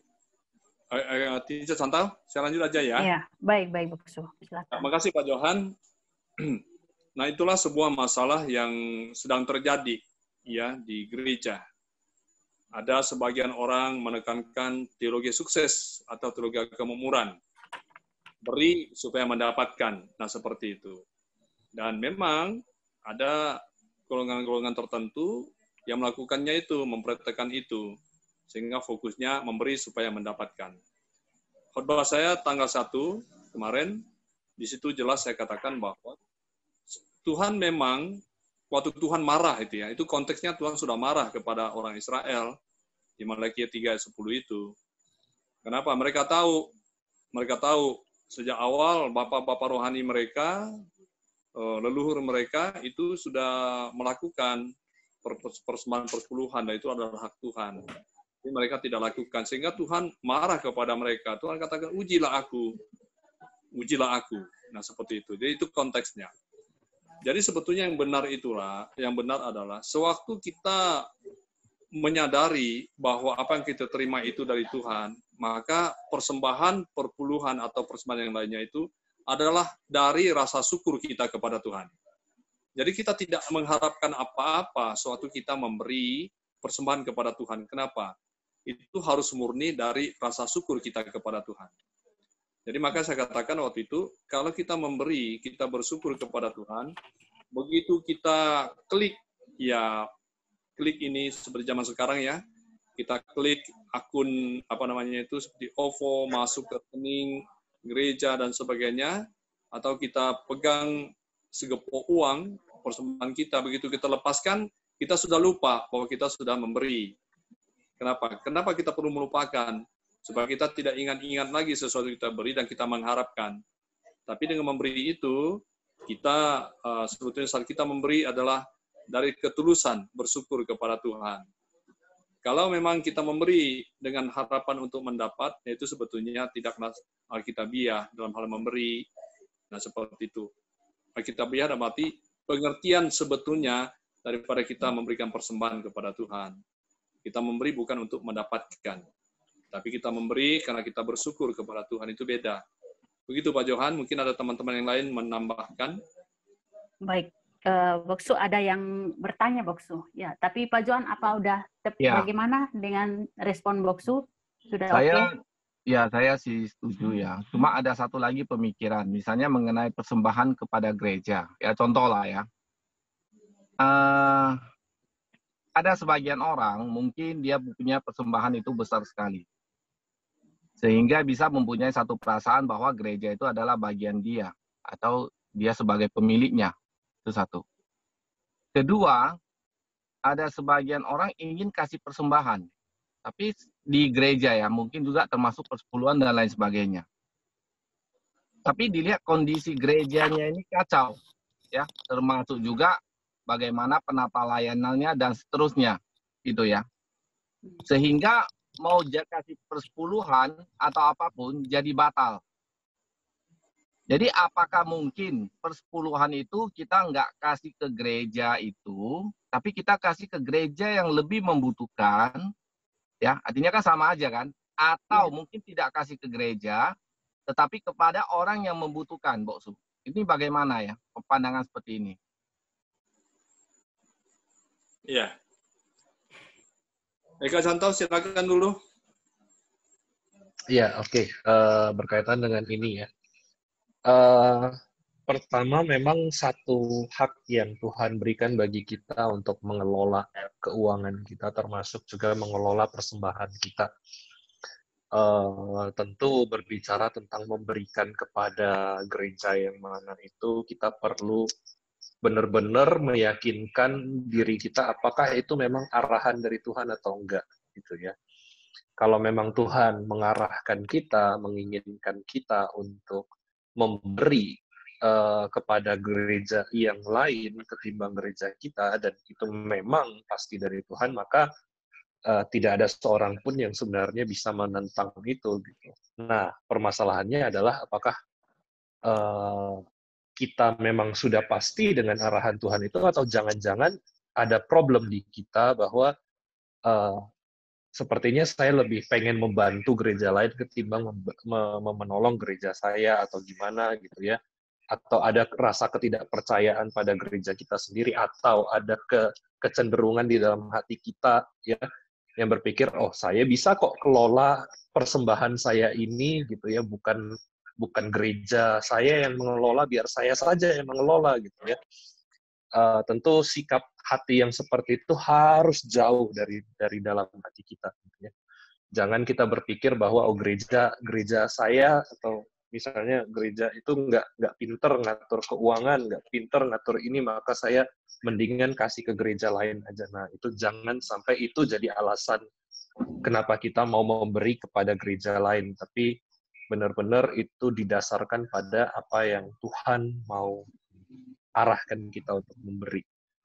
Nah, kalau memang tidak ada arahan daripada Tuhan, saya pikir kita perlu percaya pada gereja kita sendiri, gitu ya, bahwa gereja kita bisa dipakai Tuhan untuk juga mengelola persembahan kita itu nanti untuk membantu gereja-gereja lain juga. Ya, jadi saya pikir itu sih berkaitan dengan memberikan kepada gereja lain, atau bukan hanya gereja, saya pikir juga pelayanan misi, misalnya, oh saya mau memberikan perpuluhan pada badan misi, lembaga misi, atau kepada lembaga lain, atau bagian badan pelayanan lain. Saya pikir itu hal yang perlu untuk kita gumulkan benar-benar. Apakah itu memang arah dari Tuhan atau enggak. Dan saya pikir di sini di dalam chat itu juga ada tambahan dari Bos Supar Lindungan yang saya pikir baik gitu ya. Mengelola perpuluhan dengan setia itu penting, ya memang penting, tapi jangan lupa juga bahwa sama pentingnya kita mengelola 90% yang Tuhan berikan kepada kita, ya dikelola dengan baik. Saya pikir ini juga nanti bisa mengacu kepada Kisah Para Rasul pasal yang kelima. Jadi sebelum ini juga ada masukan juga dari Santo Tinsa, apakah ini juga berkaitan? Saya pikir ini jawaban yang tepat gitu ya. Ketika Ananias dan Safira itu berpikir bahwa mereka bisa mengelola persembahan mereka dan itu juga ditujukan untuk kebaikan mereka, untuk nama baik mereka, bukan untuk Tuhan. Tuhan nggak suka dengan yang seperti itu, gitu ya. Mereka berpikir bahwa mereka bisa menipu Roh Kudus dengan memberikan sebagian tapi ngomong semuanya. Gitu ya. Ya. Itu saya pikir hal yang perlu untuk jadi satu tanda awas bagi kita. Bahwa Tuhan, apa yang Tuhan pengen bukan soal duit kita. Ya. Ketika Tuhan Yesus memuji janda miskin, ya, dia puji di depan siapa? Dia puji itu di depan orang-orang ngasih itu berkantong-kantong koin gitu ya. Nah, di dalam kotak persembahan bait Allah itu kotaknya itu cukup dalam dan orang kaya itu suka ngasih koin gitu ya dalam bentuk kantong, dijatuhkan ke dalam dan itu bunyinya akan nyaring, cereng gitu ya. Tapi si janda miskin ini ngasih 2 peser. Peser itu duit paling kecil gitu ya, dan itu juga yang paling ringan, yang kalau jatuh itu nggak ada bunyinya. Gitu. Tapi justru Tuhan Yesus memuji si janda miskin itu karena dia memberi, bukan soal memberi berapa banyak. Tapi sekali lagi ini bukan berkata, oh kita nggak harus memberi sebanyak mungkin, bukan itu ya. Tapi yang dimaksudkan adalah ketika kita memberi, apakah kita memberi dengan satu perhitungan, dengan satu keinginan untuk dipuji atau dilihat orang, atau ya intinya apakah ada alasan-alasan tertentu di dalam hati kita sehingga ya kita perlulah ketika kita memberi atau ketika kita mengelola keuangan kita perlu uji hati kita terus. Ya, jadi bukan hanya menguji hati kita ketika datang bertobat dan mengaku dosa, tapi uji hati kita juga dalam menggunakan uang kita. Ya. Saya pikir itu. Baik. Terima kasih contoh Eka. Ya, maaf ya, saya rasa cukup di sini karena ada beberapa pertanyaan yang sedang menunggu ya, karena waktu terus berlanjut. Terima kasih contoh. Ada pertanyaan, Bok Subunsui mau tanya dalam gajaran persepuluhan gereja, apakah persepuluhan ini cuma dibatasi untuk gereja, tetapi tidak termasuk beramal untuk di luar gereja ya? Seseorang memberi persepuluhan dari pendapannya, tetapi tidak khusus untuk gereja, selain untuk beramal yang mana yang dibutuh? Ya, demikian pertanyaannya, Bok. Oke, karena pertanyaan itu disebut nama saya langsung jawab ya. Begini Bapak Ibu, memang sebetulnya persembahan persepuluhan itu tetap persembahan persepuluhan. Persembahan persepuluhan itu kalau kita lihat dalam Maleakhi 3 untuk kebutuhan dari bait Tuhan, dari gereja, nah seperti itu. Saya pribadi mengembangkannya itu, dari persepuluhan itu, gereja membuat anggaran dasar, bukan anggaran dasar, anggaran keuangannya dalam 1 tahun. Itu fokus di situ. Nah, kalau bantuan-bantuan yang lain atau persembahan-persembahan yang lain, itu ada. Kita ada persembahan sukarela, kita ada persembahan syukur. Ya. Jadi sebetulnya kalau perpuluhan itu memang top itu untuk menjadi kebutuhan utama dari keuangan gereja. Dari situlah dari majelis, dari hamba Tuhan, pengurus gereja bisa membuat anggaran belanja, jadi anggaran belanja gereja dalam 1 tahun. Kalau ada hal-hal yang lain, itu tidak boleh digunakan dari persepuluhan seperti itu. Kalau kita memberi, tetap dari bentuk yang lain. Persembahan syukur kita, persembahan sukarela kita ingin bantu orang. Jadi kalau bisa, janganlah dari angka persepuluhan itu. Jangan angka itu kita kurangi, kita bagi-bagikan. Biarlah gereja yang membagi-bagikan. Setelah itu diatur di menjadi sebuah anggaran gereja. Biarlah gereja yang mengatur, membagi-bagikan dari situ. Itu saran saya, dan itu sangat alkitabiah kita perhatikan. Yang menjadi persoalan ialah kalau kita menganggap bahwa kita cukup memberikan persembahan perpuluhan, dan dari situ kita kembangkan kemana-mana, itu sebetulnya tidak sesuai dengan konsep persembahan perpuluhan itu sendiri di dalam Alkitab. Barangkali itu sesuai dengan konsep kita, dengan pemikiran kita. Tadi contoh Eka sudah memberikan penjelasan yang panjang lebar. Jadi saya sebetulnya menyimpulkan saja, persembahan persepuluhan diperuntukkan untuk menjadi dimasukkan ke dalam menjadi anggaran dasar, bukan anggaran dasar ya, menjadi anggaran keuangan gereja dalam 1 tahun. Jadi gereja sebetulnya menghitung dalam 1 tahun yang lalu, 1 tahun ini itu berapa persembahan perpuluhan dari jemaat. Berdasarkan itulah dibuat anggaran belanja gereja dalam 1 tahun. Bisa lebih kurang begitu. Tapi itu harus dijadikan. Kalau di dalam Malaki 30 ayat 10, Malaki 3 ayat 10 dikatakan supaya tetap ada persediaan makanan ya. Seperti itu. Kalau Bapak Ibu mau memberikan bantuan-bantuan yang lain, sosial dan sebagainya, itu janganlah ambil dari persepuluhan itu. Itu dari yang 90 yang Tuhan berikan kepada kita, yang dari 90% itulah Bapak Ibu bisa bagi-bagikan yang lain. Itu pandangan saya. Terima kasih. Baiklah, Boksu terima kasih ya. Bagaimana dengan Pak Joni Simon dengan penjelasan Boksu Bunsui? Ya ini beliau cuma chat, tapi ada tambahan juga dari Boksu Perlindungan untuk pertanyaan tadi. Saya akan bacakan bahwa seberapapun uang atau harta yang dipercayakan Tuhan dari hasil kerja dan usaha yang baik, jangan sampai kita diikat oleh uang atau harta tersebut. Itulah sebabnya Yesus ajarkan tentang jangan bersahabat dengan mamon ya di dalam Lukas 16. Nah, mengelola persepuluhan dengan setia itu penting. Tapi jangan lupa juga sama pentingnya juga mengelola yang 90% lagi dengan baik. Bekerjalah. Nah, itu yang ditambahkan oleh Boksu Perlindungan ya. Terima kasih Boksu. Ya, Saudara, ada mungkin hal lain yang akan Saudara berikan atau komentar lainnya, silakan.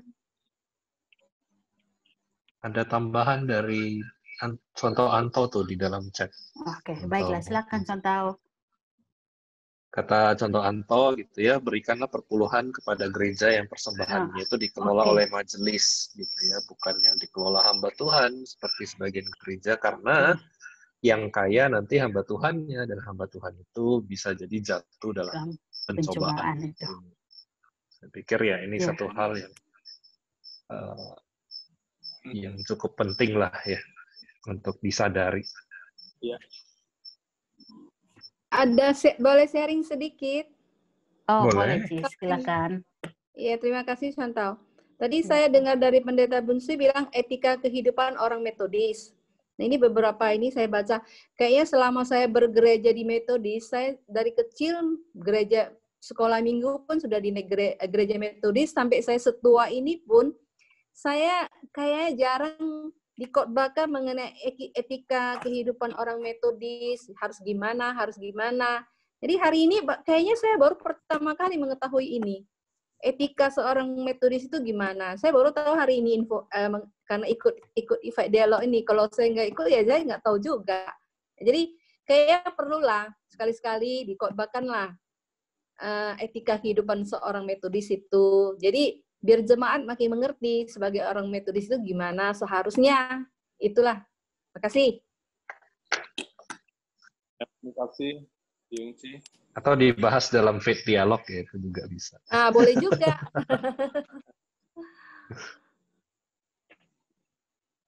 Ya memang ada rencana ya dari Faith Dialog itu, tapi saya kan sampai bulan 12 saja selesai. Ada rencana kemarin programnya kan bulan Januari nggak salah itu kan bahas kemetodisan ya. Iya. Ya termasuk 25 pokok kerja metodis, termasuk etika kehidupan metodis yang lain-lain. Nah, seperti itu. Jadi saya secara pribadi dalam 2-3 bulan ini sudah terus setiap pagi mengirimkan gitu ya, agar memang orang-orang metodis bisa mengerti pengajaran-pengajaran metodis. Iya. Nah seperti itu sudah berapa kita lakukan. Itu tujuannya supaya memang jemaat metodis mengerti pengajaran metodis sendiri. Iya betul. Dengan kita disebut sebagai gereja metodis, tapi di dalamnya nggak kita temukan mana kemetodisannya. Ini kan bahaya. Bahkan kita menemukan kita menyebut sebagai gereja Metodis, tapi pengajaran gereja lain yang di dalam. Nah, dogmanya dan aturan-peraturannya kita nggak lihat. Ini memang berbahaya. Makasih, Leong Chi, atas sarannya, masukannya. Saya sangat setuju. Baik, terima kasih. Ya, mungkin si Huang Li mau bertanya sepertinya. Saya kira cukup ya.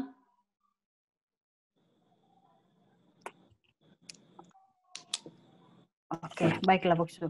Nah, ada satu chat pribadi ke saya di Boksu ya. Ini pertanyaan yang mungkin tadi sebagian jawaban sudah dijelaskan oleh contoh Eka dan Boksu Busui, tapi ini pertanyaan mungkin ingin diperjelas lagi sehingga dapat dia mengerti ya. Bagaimana cara kita memanage keuangan atau harta kita berdasarkan kebenaran firman Tuhan, sehingga kita tidak menjadi orang yang boros atau ceroboh di dalam memanage segala sesuatu ya. Seperti itu. Hal yang tepat seperti apa? Terima kasih. Saya pikir kembalikan yang menjadi haknya Tuhan, kembalikan yang menjadinya hak pemerintah, gunakan yang menjadi hakmu. Jadi itu bisa stabil. Nah, bagaimana kita memanage itu tadi? Memanage itu bagaimana? Karena kan kita kuncinya. Hiduplah sesuai dengan kebutuhan. Jangan hidup sesuai dengan keinginan. Penuhilah kebutuhan yang menjadi kebutuhan sehari-hari. Dan jangan sampai memenuhi keinginan.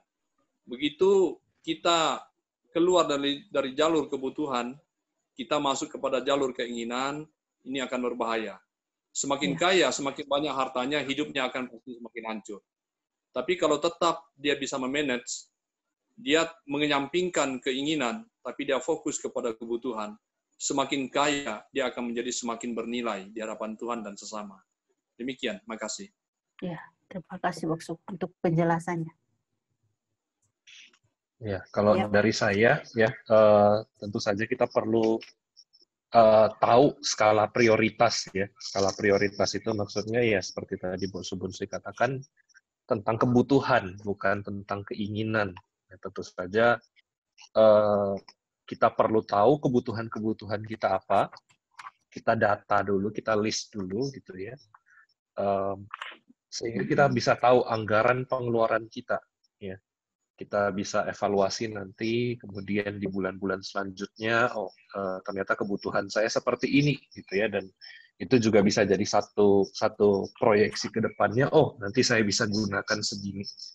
Nah, selain kita melihat kebutuhan kita, prioritas yang kedua, ya tentu saja itu di luar, maksudnya di prioritas yang pertama pasti tadi yang seperti Boksu Bunsui katakan ya, kepada Tuhan, kepada pemerintah, kemudian skala prioritas bagi kebutuhan kita, dan sebelum kita masuk kepada keinginan kita, kita perlu lihat kebutuhan orang lain. Ya, kebutuhan orang lain. Saya pikir ini semangat gereja mula-mula yang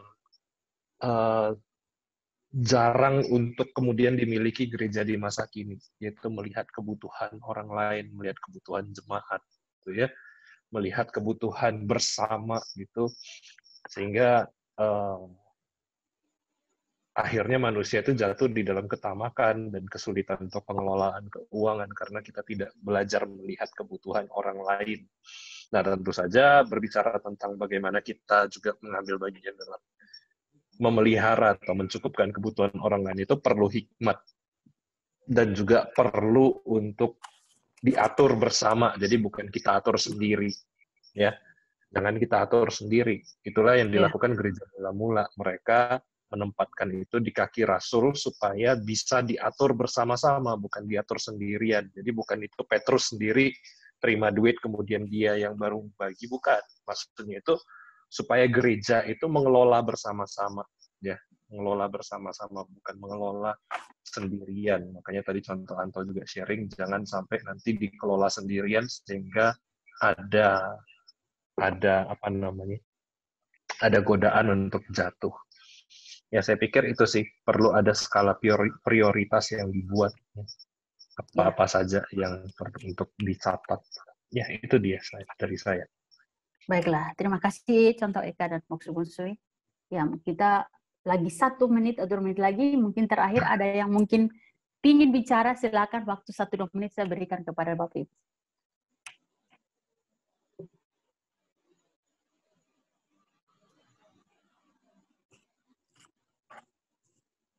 Atau mau ada yang bersaksi?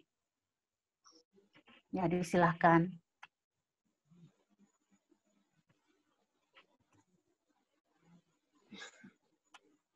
Pak Afwi di chat bilang bekerja itu untuk memenuhi kebutuhan hidup, bukan gaya hidup. Ini kalimat yang baik. Ini contoh, maaf ya, chat saya nggak bisa buka, susah ini. Ya, nggak apa-apa.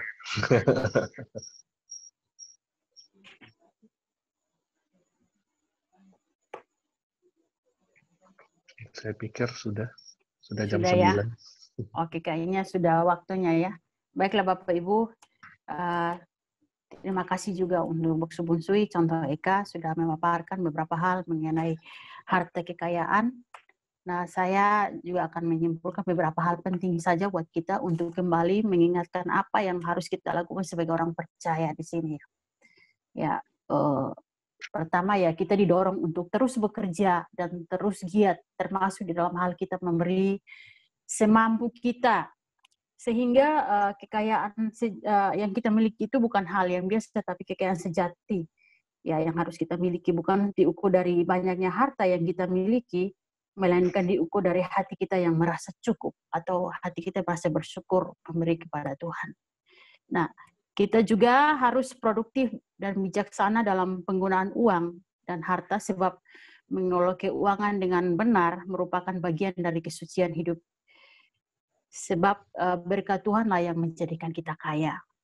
Yang kedua, kita harus membedakan mana kebutuhan dan keinginan kita, sehingga hari-hari kita bisa tidak menyia-nyiakannya apa yang menjadi milik kita. Ya, seperti tadi Boksu dan juga contoh jelaskan bagi kita. Yang berikut, kita juga jika kita terikat dengan harta, kita tidak akan merasa tenang. Karena itu kita harus jaga hati atau menguji hati kita dalam hal kita memberi. Ya, itu perlu sangat penting ya. Ini bagian dijelaskan oleh contoh Eka. Menyangkut etika kehidupan kita sebagai orang metodis atau orang percaya pada umumnya ya, saya rasa mungkin bukan hanya orang metodis ya, tapi semua orang percaya kita harus memiliki etika ini. Sebagai orang percaya ya, kita harus jalankan kehidupan kita sesuai dengan standar firman Tuhan, sehingga kita tidak menyia-nyiakan apa yang Allah percayakan dalam hidup kita yang kita miliki, sehingga itu dapat memuliakan nama Tuhan. Ya, mungkin kita bisa dukung orang lain melalui sekolah atau hal-hal tertentu dalam keluarga kita, membantu keluarga kita dan sebagainya. Itu kita perlu ingat akan hal ini. Dan hal yang sangat penting sekali yang terakhir adalah keteladanan Yesus dalam pengelolaan uang. Ya, kita harus belajar dari cara Yesus, di mana kita perlu melihat Tuhan itu ya raja di atas segala raja ya, sebab ia memiliki ia memilih untuk memiliki hak itu, sebab ia lebih kaya. Walaupun dia kaya dari semua manusia, tapi ia tidak menyombongkan dirinya. Ya, Yesus selalu rendah hati ya. Dan yang kedua, ia bergantung penuh kepada Bapa, karena dia tahu bahwa segala sesuatu atau kekayaan itu dimiliki dari Bapa. Kita wajib melakukan apa yang menjadi kewajiban kita kepada Tuhan. Ya, kita harus berhikmah dalam mengatur segala sesuatu yang sudah ada dalam hidup kita. Dan kita tidak boleh menggagahkan diri dengan apa yang kita miliki. Dan berikut, kita juga harus memprioritaskan apa yang menjadi kebutuhan kita untuk orang lain, ya, untuk keluarga kita, untuk gereja terutama juga, dan kebutuhan-kebutuhan bersama dengan sesama kita. Jadi mari kita saling peduli, melihat sesuatu atau siapa yang di sekitar kita memang perlu tolong, mari kita berikan apa yang menjadi bagian kita. Sehingga dengan demikian, apa yang kita miliki dari Tuhan tidak menjadi sia-sia, tetapi sungguh berguna bagi kebutuhan orang banyak atau orang lain, terutama saudara-saudara seiman kita di gereja. Demikian yang bisa saya simpulkan bagi kita semua. Baik, Bapak Ibu Saudara yang terkasih, kiranya malam hari ini menjadi malam yang terindah bagi kita, dan kita semua boleh diberkati oleh Tuhan. Bapak Ibu di rumah yang mungkin saat ini sudah diberkati Tuhan, kiranya juga sungguh mengalami sentuhan Tuhan di dalam pribadi, ya mungkin belum bisa memberi atau mungkin sedang berpikir atau bergumul dengan harta kekayaan. Mari kita terus belajar dari teladan Yesus ini. Tetap kita harus bisa berhikmat atau memanage dalam hal memberi mana yang tepat. Oke, kita akan menutup semua malam hari ini. Jika ada kata-kata atau hal-hal yang mungkin tidak berkenan dari kami bertiga malam hari ini melayani saudara, ya mohon dipahami, ya mohon dimaklumi. Baiklah, dengan kasih mungkin untuk si Leng Yong untuk bisa tutup kita dalam doa ya, Ci. Ya, baiklah kita berdoa. Terima kasih ya Tuhan atas kesempatan yang diberikan kepada kami malam hari ini. Kami bisa belajar lebih banyak lagi mengenai kehidupan sebagai orang Kristen, bagaimana mengelola keuangan. Ya Tuhan, hari ini malam ini kami cukup diberkati, sehingga kami makin mengerti, sehingga iman kami bisa bertambah, sehingga kami bisa menjadi seorang Kristen yang sesuai dengan kehendak Tuhan. Tuhan, kami juga berdoa untuk malam ini kami akan istirahat. Kiranya Tuhan memberkati kami sepanjang malam ini, supaya besok pagi kami akan bangun dengan semangat yang baru lagi. Amin. Terima kasih juga Tuhan atas bimbingan Pendeta Bunsui dan juga Chontau Eka dan Chontau Teacher. Kiranya pelayanan mereka menjadi berkat dan menjadi kemuliaan bagi nama-Mu ya Tuhan. Atas nama Tuhan Yesus kami berdoa. Terima kasih. Amin.